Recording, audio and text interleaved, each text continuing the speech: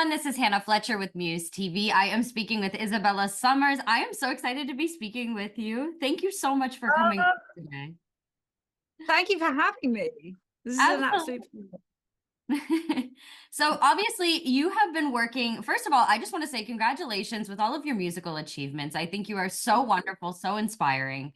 Oh, Um, thank you. yeah. Yeah. Yay! I love like music. I myself am not musically inclined at all, but I have the utmost respect for musicians for the process of everything. Like, I love talking to people about music because I can appreciate it so much. So I'm excited to speak with you.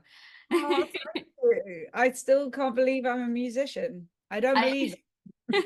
I'm still like, oh, I'll get to that thing that I'm supposed to do. I'm just gonna do one more musical thing. right. Right. But you know what? But that's honestly the definition of success in my opinion. It's like you can enjoy your journey, but also that craving to keep going. You're not content. I kind of like it. 100%. That's me. Absolutely. Well, I want to say congratulations with HitPig. I think HitPig is going to be a literal a hit, in my opinion. I was speaking with the Oh, director. thank you.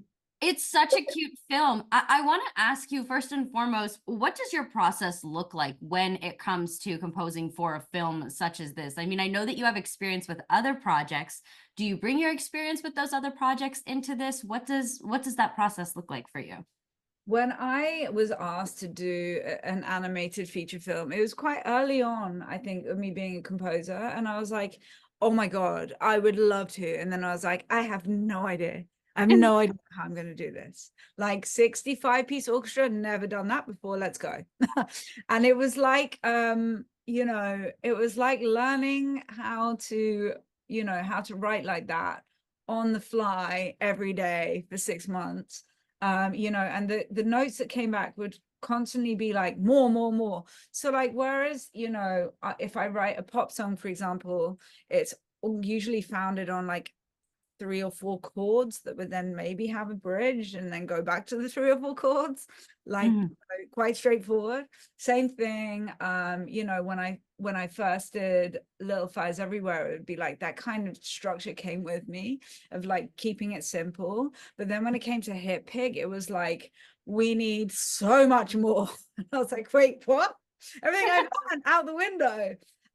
But it was like, such a joy to kind of like try and be John Williams, having never really studied music in any way other than through ear and technology and piano lessons. So like yeah, I feel like when I watched the movie earlier and then listened to my soundtrack, I'm so proud because, it turned into, these sketches that I was writing to a sketch, literally, then becoming like an entire orchestral score with a 65-piece orchestra recorded. It's just like, it's awesome. So this That is definitely isn't something that I'd done before this. Wow. I literally have a tear in my eye. I just think it's so neat. So much gratitude. And I mean, what a challenge too. So you're Yeah. finding yourself getting all of these notes back. They're saying more and more. What is going through your head at the time of receiving these notes? Is this kind of like, I mean, I know that you hear a lot in like writers' terms, like writer's block and whatnot, but I mean, I don't know in terms of like musicians. When you hear that more and more, and you are working with a 65-piece orchestra, is this something where you're like, okay, cool, I can see their note, I know exactly what they're talking about, I see how I can add more? Or is it kind of one of those things where maybe you sit back, sip some coffee, and you're like, I don't know where to go, but I know that I'll get there? I think like, well, the good thing about filmmaking or like composing for a filmmaker is that there are usually like team members. So like if I go like, I really don't understand how to do that, somebody Right. will be like, how about you look at this and do that? Or take this piece of music you did and then like, pivot it here to feel sad or whatever. So like, I definitely did have support in that way on this project. But what's really nice about being a composer also is there is no room for artistic temperament where you sit back and go like, I'm just going to take a couple days and like go and find Right. myself. Like there's no time for that. It's like, we got to get it, we need it, but also like, and I think it's made it's made for you know, even though I've only been doing this for 5 minutes, it's made for quite a massive career already, because the amount of decision making that has to happen, like it's like no time to mess around, like gotta get it done, gotta get it done, gotta get it done. Now, like you know, I'm like, if I have a day where I've only got to write 2 pieces of music, I'm like, what is this? Where's everyone? It's like a day off for me. You know, it's nothing. I'm like, yeah, I don't like days off. I don't No, know. I don't either.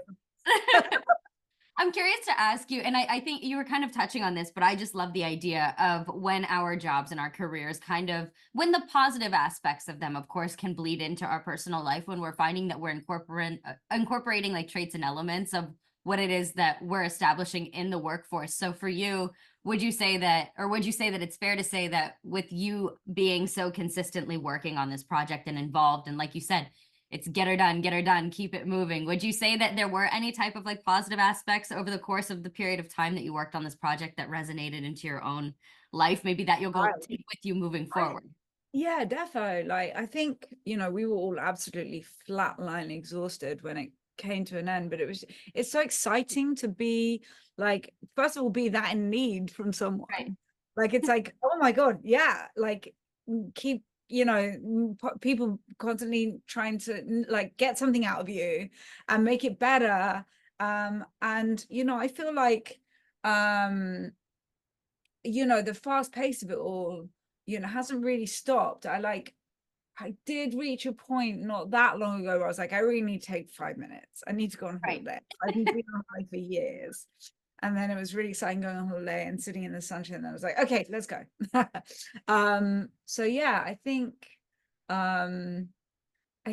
that yeah, and this movie is so exciting, you know, in its heart, and like such an adventure that is like, it was so fun to kind of like literally score pigs in space. Space. Couldn't make it up. I'm like, what am I doing for a living? Just pigs in space. Don't worry about it. Isn't that a cool way to keep your lights on though, by scoring for pigs in space? Like if I could keep my lights on doing that, like sign me up. That's what I like to be able to look at. Real, I'm here for it. I'm here for it. Keep going as well. That's the best thing, is like, it just like each thing that I do is so different to the thing before, and everybody has such a different you know, such a different way of approaching, you know, their craft and their artwork. Like, you know, so it's so nice to kind of like get into the director or showrunner's brain and like figure out how to complement their vision. Like, so yeah, this one was a real blast, literally blast off. Literally blast off. My final question to you is, obviously what I love about the idea of being a composer, and anybody who works in the realm of music in general, but especially when it comes to, you know, films like this or just films in general, you're really responsible for carrying that emotion through and resonating that to your audience. So what does that feel like, knowing that your audience is going to be connecting with your composition and with your music on this film? And what are you hoping to evoke from the audience overall? Oh, I want this to have like a huge sense of fun and adventure, which isn't something that I get to do every day. Like, you know, often I'll be doing really kind of, you know, serious stuff, or like, you know, important, like, you know, morals, or a horror film, you know, whatever it is. And so with this, it's just like pure joy. That's what I would like from this. Pure joy. Well, Isabella, I just want to say you are awesome. I've loved speaking with you. Thank you so much. Yeah. Oh my gosh. Congratulations. I was telling the directors, I said, y'all better bring me back if there's a HitPig 2. I'm hoping for HitPig 2. Oh my God. Can you please put that out there? That's oh, I've been putting it out. Like, I thought the directors were so wonderful too, just to be able to speak with. And you've been wonderful too. I'm like, look, if you guys need like somebody to even just come in and screen the movie ahead of time, like, let me know. But no, I think HitPig 2 would be amazing. I'm really hoping for that for you guys. Seriously. I'm sending that text as soon as I hang up. Please do. Please. Thank you. Let them know Hannah Fletcher requested HitPig 2, even if I'm literally going to. Thank you so much. Awesome. Thank you, Isabella. Have a good one. Thank you.